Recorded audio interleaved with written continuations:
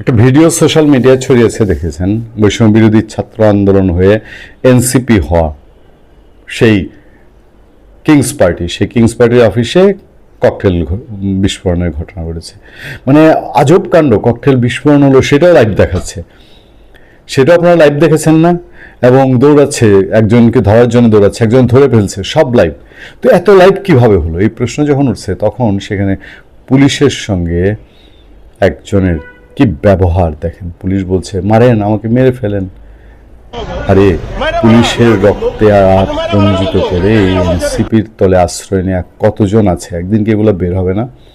কতজন police 5 August প্রেক্ষাপটে মারা গেছে, সেই তালিকা কেউ পারে না। তাদের বিচারে ছেড়ে দিয়েছে। আজকে পুলিশ কত অসহায় দেখেন এই এনসিপির সামনে। একদিন আমি এগুলো দেখি আর তাকিয়ে থাকি সেই অপেক্ষায়, যে যেদিন ডক্টর ইউনূস থাকবেন না, শুধু ডক্টর ইউনূস থাকবেন, এনসিপি থাকুক এই দেশে, আমরা একটু দেখতে চাই এনসিপির পরিণতিটা কি হয়। কি পার্থক্য নয়া বন্দোবস্ত, এত বোগাস, এত ব্লাব জাতিকে। তাহলে সেই ছাত্রলীগ, সেই ছাত্রদল কি করেছিল? তারা তো এই আচরণই করতো পুলিশের কাছে, পুলিশকে তার নিজের কর্মচারী ভাবতো। এখন এটা তো একটা বিচ্ছিন্ন ঘটনা। এরকম অসংখ্য ঘটনা সারা দেশে আপনাদের চোখের সামনে এনসিপি সমন্বয়করা ঘটিয়েছে না?